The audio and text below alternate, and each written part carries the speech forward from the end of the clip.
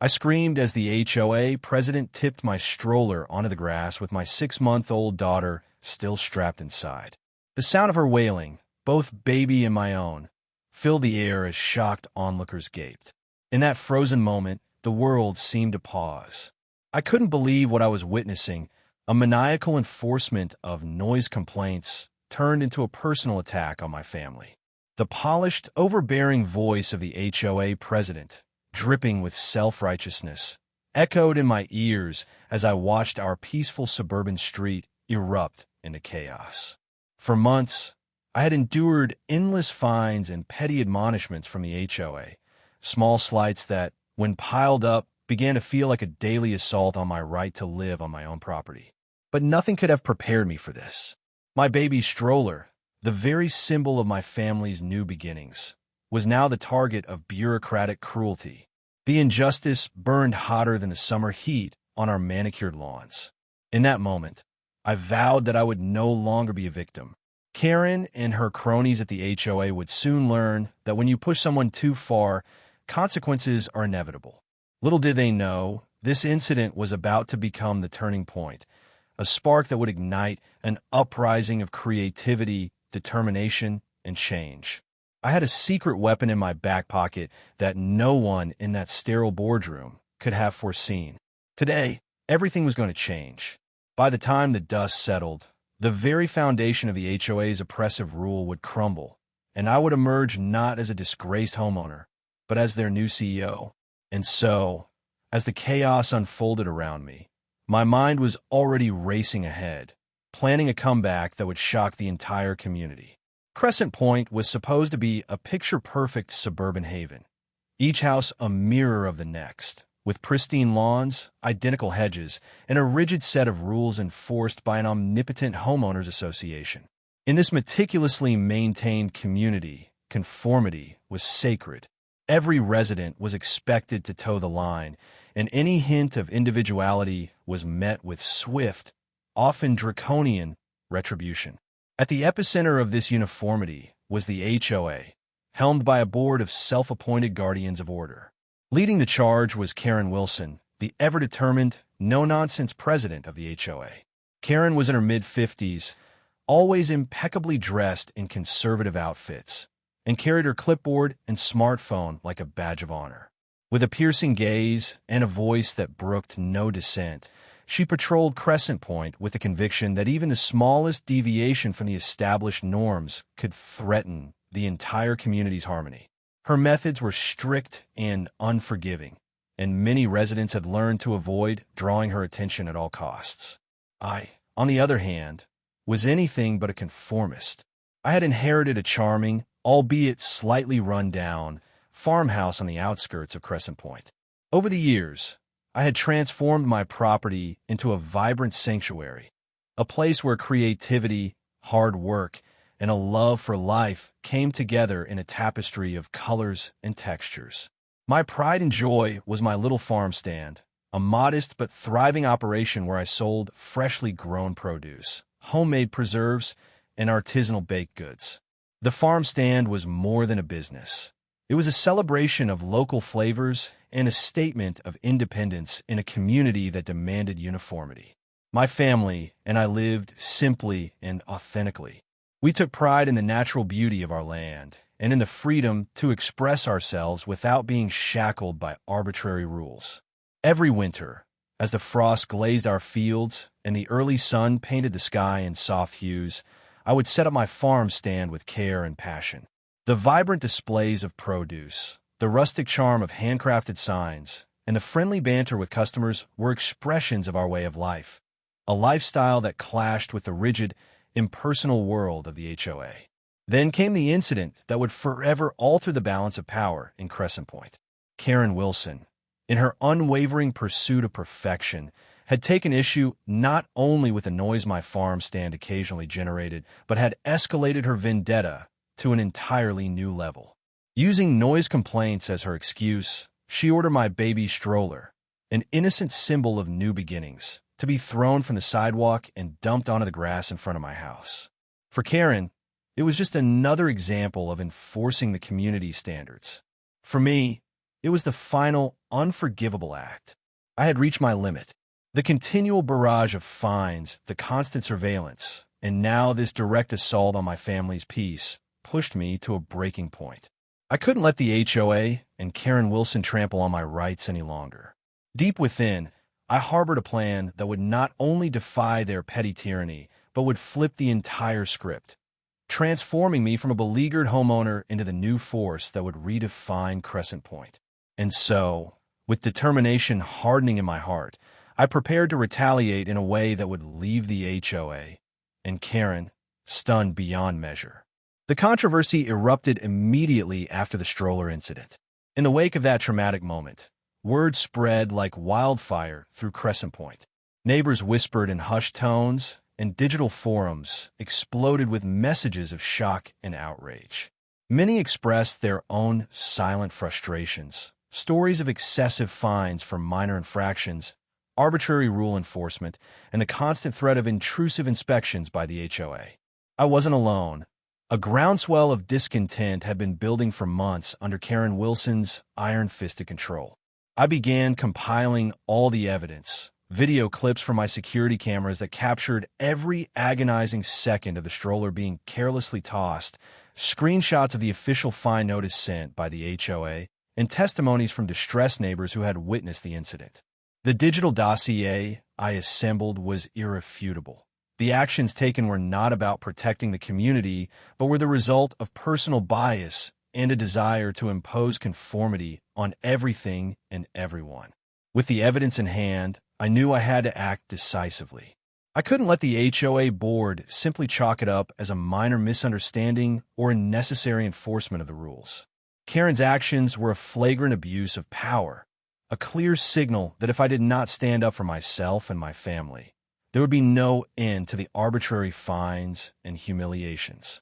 I decided then that the time had come to turn the tables in a way that would shock the entire community and force a re-examination of what it meant to live in Crescent Point. I recalled Karen's own habits, the way she prided herself on her meticulous taste and her unwavering dedication to the status quo. It was well known that she frequented the local grocery store, a pristine establishment that served as the epitome of the HOA's ideal of perfection. That store wasn't just a place to buy everyday items. It was a symbol of a uniform, sanitized lifestyle that the HOA championed. Karen was a regular, and she took great pride in its immaculate interiors and carefully curated product displays. It was then that a radical idea took shape. If Karen could enforce her vision of perfection on the community, why not seize control of that very institution? I began to investigate the possibility of acquiring the grocery store where Karen shopped, a move that would not only strike at the heart of her authority, but also secure my financial independence in a way that defied the HOA's draconian rules. The more I researched, the clearer it became that I had a legal right to do so. As a property owner who had always operated within the bounds of the law, my right to innovate and conduct business on my land was non-negotiable. There was no legal basis for Karen's constant fines and punitive measures, and no legal reason why I couldn't take over the grocery store if it meant reclaiming control. I began contacting local business brokers, meeting with store managers, and quietly negotiating behind the scenes. I wanted the community to know that my actions were not driven by mere spite, but by a deep-seated belief in property rights and personal freedom. I shared my plans on the community forum, and the response was overwhelming. Neighbors who had long felt oppressed by the HOA's relentless enforcement rallied behind me. Hashtags like #BuyTheStore and #PropertyFreedom began trending locally, and digital petitions demanding reform of the HOA's policies quickly gathered thousands of signatures. Meanwhile, Karen Wilson was none too pleased. Her complaints grew louder and more frequent, and she doubled down on her attempts to enforce her rules through the HOA. Every time she issued another fine or made another public statement about upholding community standards, it only served to further galvanize the opposition. The conflict had now reached a fever pitch, a battle between arbitrary rule enforcement and the undeniable right of a homeowner to innovate and control their own property. As the tension mounted, I meticulously documented every development. I captured live video streams of the unauthorized fines, screenshots of Karen's increasingly desperate messages, and even interviews with neighbors who had their own grievances against the HOA's overreach. The digital evidence was overwhelming, and every shared post fueled the growing movement for change. It wasn't long before the HOA board, pressured by the overwhelming public sentiment and the irrefutable evidence, announced that a final public hearing would be held to address the controversy and decide the fate of the HOA's enforcement policies. I prepared for that hearing with a steely resolve. My digital dossier was complete, and my plan to buy the grocery store was well underway. The community was on my side, and every piece of evidence reinforced the simple truth. No one, not even Karen Wilson, had the right to dictate how I ran my life on my property. I was ready to turn the tables and make sure that the voices of all the residents were finally heard. In the days that followed, the uproar over the unauthorized fines and the subsequent power move spread like wildfire throughout Crescent Point. Social media exploded with video clips, memes, and heated discussions. Hashtags such as hashtag #NoMoreKaren, hashtag Property Freedom, and hashtag Buy the Store trended across the community.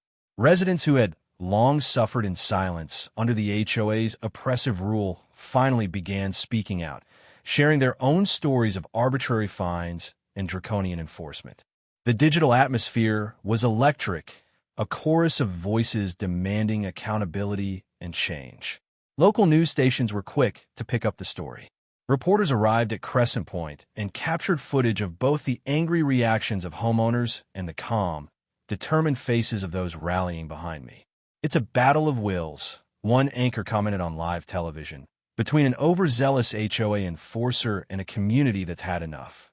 Interviews with residents painted a picture of a community divided, some loyal to the strict rules, others yearning for the freedom to innovate and live without constant fear of fines.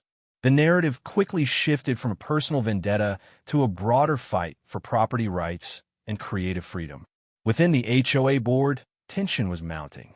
Emergency meetings were convened behind closed doors, and leaked minutes from those meetings revealed a growing rift among board members. Some staunchly defended Karen's actions, arguing that the rules were necessary to maintain the uniform beauty of Crescent Point. Others, however, expressed deep reservations about the arbitrary nature of the fines and the impact they had on residents' lives. "We are here to serve our community, not to bully them into conformity," one board member was quoted as saying in a leaked memo. The internal conflict was palpable, and as more digital evidence circulated, it became increasingly clear that the board's authority was crumbling under the weight of public outrage. I continued to update my digital dossier with every new piece of evidence. Live streams from my property showed the vibrant energy of my farm stand, juxtaposed with screenshots of the fines and Karen's public outbursts. Neighbors shared supportive messages, and digital petitions demanding reform of the HOA's policies swelled to thousands of signatures. The online community was united by one undeniable truth: property rights and creative expression were non-negotiable. Karen Wilson's response was one of desperation. In a series of hastily recorded videos posted on social media, she insisted that her actions were necessary to maintain community order, claiming that my farm stand was disruptive and unsightly. Her tone grew increasingly frantic as the evidence mounted, but every attempt to justify her actions was met with a tidal wave of digital proof and a chorus of supportive voices from the community. Every shared post, every hashtag, and every comment reinforced the message that the HOA's arbitrary fines were an affront to individual freedom. As the final public hearing approached, the pressure on the HOA board reached a boiling point. Neighbors organized peaceful rallies outside the community center, distributing flyers and gathering signatures on petitions demanding that the board take decisive action. Local influencers and respected community figures joined the cause, using their platforms to call for reform and to highlight the need for a balanced, fair approach to property rights. "If we don't stand up for our rights now, when will we?" one impassioned activist asked during a live stream that quickly went viral. The day before the hearing, I received one final push of encouragement from a longtime friend who reminded me, this isn't just about your farm stand. It's about every resident in Crescent Point who has ever felt stifled by arbitrary rules. Those words echoed in my mind as I finalized my digital dossier, ensuring that every detail was meticulously documented and every piece of evidence was irrefutable. The stage was set for a dramatic confrontation, a final showdown that would force the HOA board to either cling to the outdated, oppressive policies or embrace a new era of transparency, accountability, and respect for individual property rights. The digital momentum was undeniable, and as the morning of the hearing dawned, it was clear that the community's resolve had never been stronger. The decisive moment arrived on a crisp, clear morning at the Crescent Point Community Center. The boardroom was packed with a mix of HOA officials, local law enforcement representatives, community leaders, and hundreds of determined residents, all gathered to witness the final public hearing that would decide the future of our community's enforcement policies. With a calm, yet unyielding presence, Councilwoman Emily Sanchez stepped up to the podium, her eyes reflecting the collective resolve of a community that had long been silenced by arbitrary fines. After an exhaustive review of all digital evidence, including time-stamped security footage, detailed records of fines, and the heartfelt testimonies of our residents, we have reached an inescapable conclusion. Councilwoman Sanchez began, her voice resonating with authority. It is abundantly clear that the actions taken by Mrs. Karen Wilson, specifically the baseless fines levied against my neighbor for operating a farm stand and the subsequent attempts to stifle creative expression, were not rooted in any legitimate concern for community order, but were driven by personal bias and a gross abuse of power. Our community's fundamental rights as property owners and entrepreneurs must be upheld. A heavy silence fell over the room as Sanchez continued. Effective immediately, the HOA board will rescind all fines and sanctions imposed in relation to these actions, and we will initiate a full disciplinary review of the practices that allowed such overreach to occur. Furthermore, new guidelines will be implemented to ensure that every resident's right to innovate and conduct business on their own property is protected.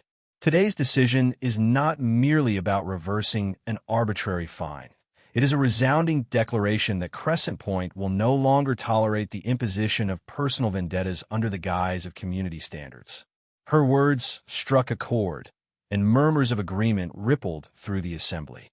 At that moment, a well-respected community advocate, renowned for his tireless defense of property rights, rose to speak.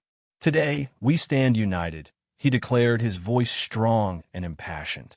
No resident should ever have their ability to live and work freely compromised by the whims of an overzealous enforcer. Let this vote be the turning point, a clear signal that our community values creativity, independence, and the sanctity of private property above all else. We demand accountability, and we will not rest until every violation of our rights is met with swift, decisive action. His declaration was met with thunderous applause, uniting the room in a powerful call for change. Following his address, a senior officer from the local business oversight office presented the final dossier, a meticulously compiled record of all digital evidence, expert testimonies, and official reports that confirmed the legality of my operations and debunked every claim made by Karen Wilson. The evidence was irrefutable. My farm stand had operated within all legal parameters, and every fine imposed was an abuse of power. The Internal Affairs Panel unanimously endorsed strict disciplinary measures against those responsible, and the full report was scheduled for immediate public release. Councilwoman Sanchez concluded, "Let this resolution mark the dawn of a new era for Crescent Point, a community where individual rights are sacrosanct and where public authority is exercised with integrity. Our vote today is a resounding declaration that we will protect our freedoms and that no one, no matter how self-righteous, can impose their will on our community without accountability. Together, we stand for justice, transparency, and the inalienable right to live and work freely." Her final words, delivered with unwavering conviction, sealed the turning point in our struggle for property rights and creative freedom. In that defining moment, as every face in the boardroom shone with determination and hope, the balance of power shifted irrevocably. The overwhelming digital evidence and the unified voice of the community forced the HOA board to take decisive action, a turning point that would forever reshape the governance of Crescent Point. The days of arbitrary fines and personal vendettas were over, and a future built on respect for individual rights was finally within our grasp. In the weeks following the historic vote, Crescent Point underwent a remarkable transformation. News of the rescinded fines and the sweeping reforms enacted by the HOA board spread like wildfire through local media and social networks, sparking passionate debates about property rights, creative freedom, and community governance. Editorials in the local newspaper, bearing headlines such as "A New Dawn for Crescent Point" and "Community United for Freedom," celebrated the decisive actions taken to safeguard every resident's right to innovate and express themselves without fear of arbitrary enforcement. Hashtags like #PropertyRights, #NoMoreHOA and #ArtIsFreedom trended widely, reinforcing our collective determination to stand up against bureaucratic overreach. Town hall meetings and community forums saw record attendance as residents gathered to share their own experiences and to envision a future where individuality was not only accepted but celebrated. Neighbors who had long lived in fear of punitive fines and invasive inspections now spoke openly about their right to manage their own property on their own terms. "Our land is our legacy, and we must protect it at all costs," one impassioned resident declared at a bustling meeting, his voice echoing through the crowded room. The atmosphere was charged with hope, a promise that Crescent Point would always honor the creative spirit of its residents. Within the reformed HOA board and local public safety departments, swift changes were implemented.